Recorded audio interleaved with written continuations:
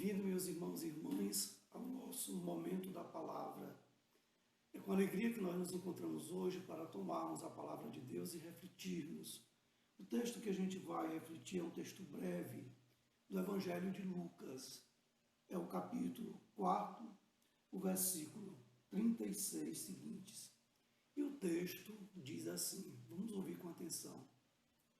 Jesus saiu da sinagoga e foi para a casa de Simão. A sogra de Simão estava com febre alta e pediram a Jesus em favor dela. Inclinando-se para ela, Jesus ameaçou a febre e esta deixou a mulher. Então, no mesmo instante, ela se levantou e começou a servi-los. Vejam que cena interessante, que nós podemos recriar brevemente na nossa mente. Esta família que está aí reunida, amigos, pessoas conhecidas, casa talvez cheia de gente, preocupados com a febre, com a situação de saúde da sogra de Simão. E Jesus se insere no meio dessa situação. Nós estamos vivendo esse momento difícil, desta pandemia, e a cena é bem parecida. Muitos de nós preocupados com parentes, com amigos, com pessoas próximas, que estão vitimadas, estão talvez na UTI, estão sem nenhuma perspectiva de uma superação dessa doença. E parece que Jesus não está ali no nosso meio, não está ali na nossa casa, não está ali no nosso momento de dor, nas nossas apreensões. Mas é apenas uma percepção falha nossa, porque nós não temos ainda talvez a sensibilidade de perceber a sua presença. Quantas pessoas que não são Jesus, que estão presentes, que passam, que participam, mas a gente não tem a sensibilidade para perceber a importância delas na nossa vida, a sua presença na nossa família, na nossa amizade. E elas apenas passam. Mas Jesus não quer passar. Jesus quer ficar presente, Ele quer agir, Ele quer compartilhar esse momento com Simão. E Ele quer também compartilhar esse momento com cada um de nós. E o texto nos diz que o momento mais preocupante é que essa febre não vai embora. A febre aumenta. Ali não tinham os médicos, não tinham os recursos da tecnologia que nós temos hoje para diagnosticar, para prevenir, para superar uma febre ou qualquer outro tipo de doença, identificando-a. Ali tem apenas o sentimento humano. Esta pessoa se salva ou morre, fica curada ou então será derrotada pela doença. Há um horizonte apenas humano. E quantas vezes nós, em tantas situações da vida, a gente coloca só o horizonte humano e esquece que tem o horizonte espiritual. E ele é visto na medida em que você percebe entrando na tua casa, na tua vida, nos teus problemas, a pessoa de Jesus Cristo. E ele está ali. Mas ele não está passivo, apenas olhando, sem querer se comprometer, apenas sendo um a mais. Ele não é um a mais na nossa vida. Ele é a pessoa mais importante. Ele é o centro. Ele é o sentido mais profundo da existência de cada ser humano nesta face da terra. E a casa de Pedro é este cenário em que Jesus quer mostrar para cada um de nós. Não é possível ter fé sem perceber, sem deixar Ele agir na nossa vida. Nós não podemos tomar todas as decisões menosprezando, ignorando a pessoa de Jesus na nossa vida. O que a gente tem para decidir deve ser compartilhado com aquele que é o Senhor da vida. E as pessoas que estão ali pedem a Jesus que interceda. O texto é bem claro. E pediram a Jesus em favor dela. Vejam, ela não tinha mais condições. Estava delirando, talvez, estava aí, com a dificuldade de se comunicar.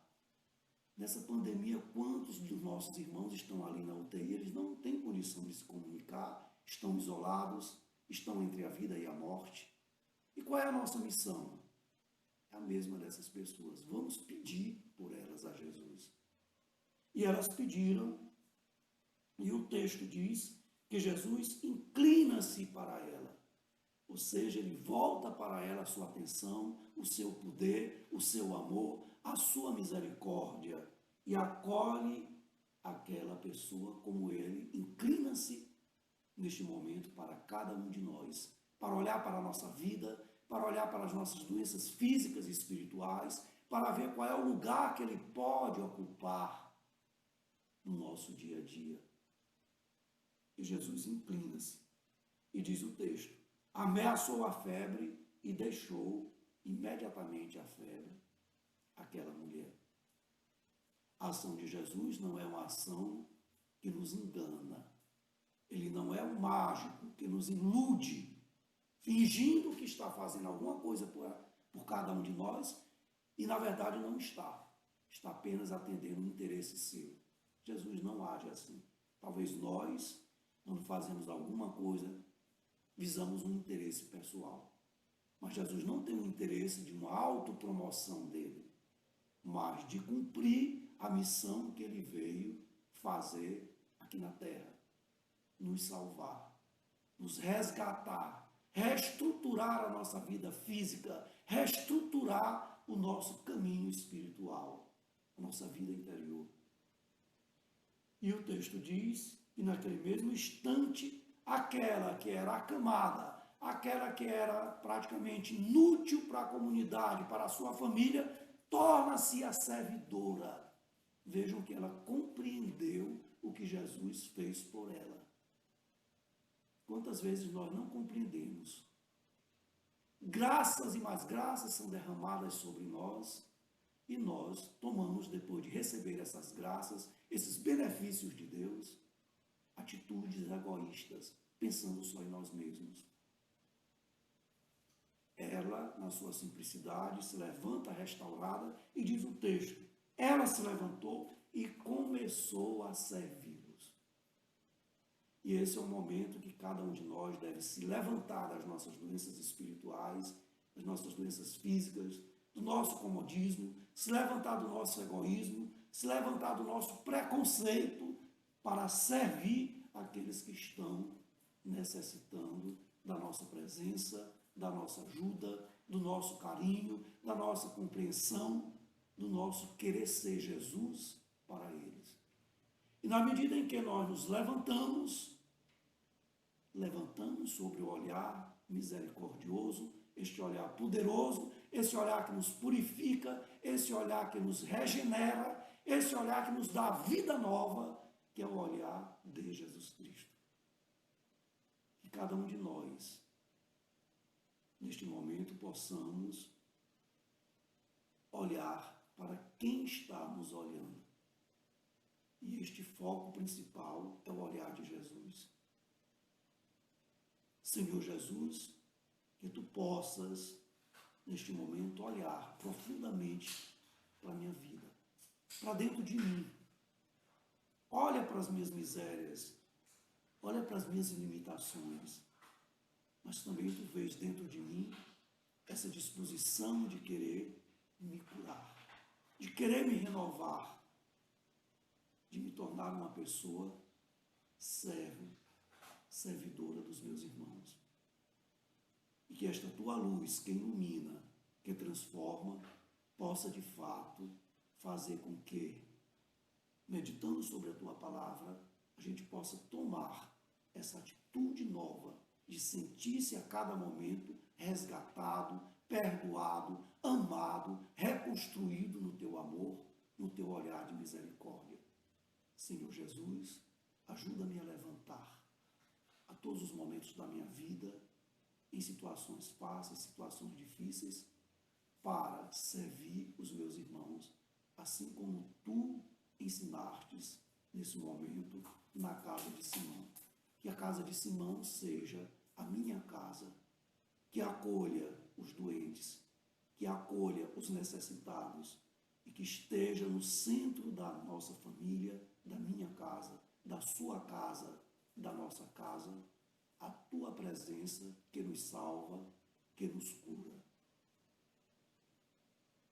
Rezemos juntos a oração de todo aquele que quer ser santificado, curado, amado em Jesus Cristo. Pai nosso, que estais nos céus, santificado seja o vosso nome. Venha a nós o vosso reino.